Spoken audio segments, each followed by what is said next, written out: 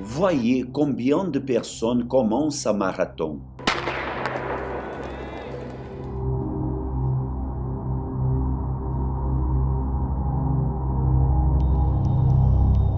Voyez combien le terminent.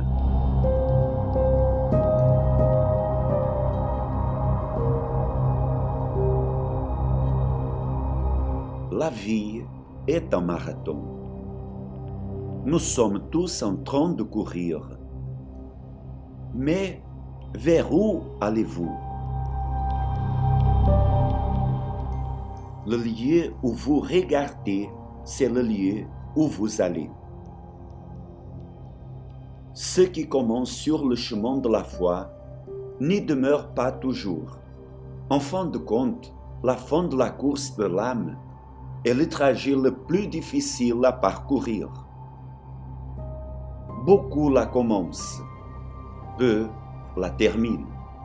Dans ce marathon, nous trouvons de tout. Ceux qui pensent que c'est une plaisanterie, ceux qui finissent par se distraire, les enthousiastes qui ont mis toutes leurs forces au départ, mais n'arrivent ni même à la moitié. Ceux qui pensaient avoir déjà gagné, ils sont finalement restés en arrière. Il y a ceux qui allaient très bien, mais qui sont aussi restés sur le chemin. Les motifs sont très variés, mais la raison est la même. À un moment donné, ils ont perdu le focus. Ils ont dévié leur regard de l'objectif, parfois si près du but. Ils ont tragiquement échoué sur le chemin.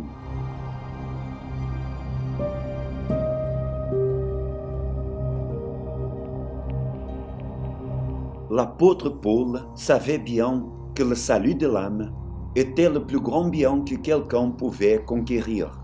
Et pour cela, il y avait une course à disputer, un combat à mener. Combat le bon combat de la foi, saisir la vie éternelle.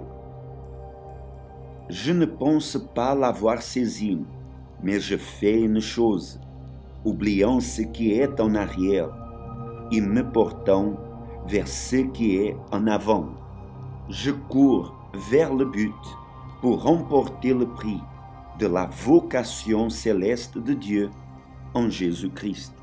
La plus grande récompense qu'une personne puisse obtenir ne se trouve pas parmi les conquêtes de ce monde, mais c'est la couronne du salut. C'est le meilleur objectif à atteindre et pour lequel nous devons lutter.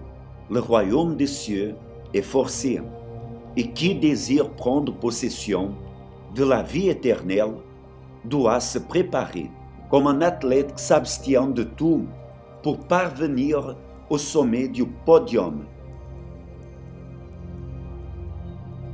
Dans ce parcours, sachez que beaucoup d'obstacles se présenteront, qui feront tout pour que vous vous arrêtiez et abandonniez. Même ainsi, ne vous arrêtez pas. Éloignez-vous de tout le poids du péché, même si les luttes sont grandes, les douleurs sont fortes et qu'il semble que vous n'alliez pas réussir.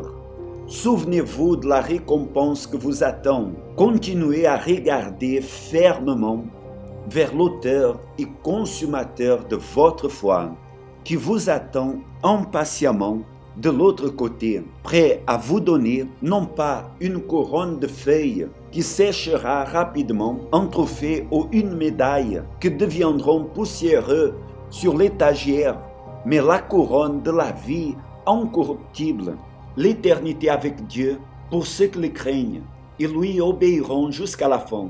La course n'est pas encore terminée. Ne vous découragez pas. Pensez qu'il reste juste encore un peu de temps. Focalisez-vous sur la porte étroite, sur le chemin resserré. Fuyez les distractions. Notre objectif est le ciel.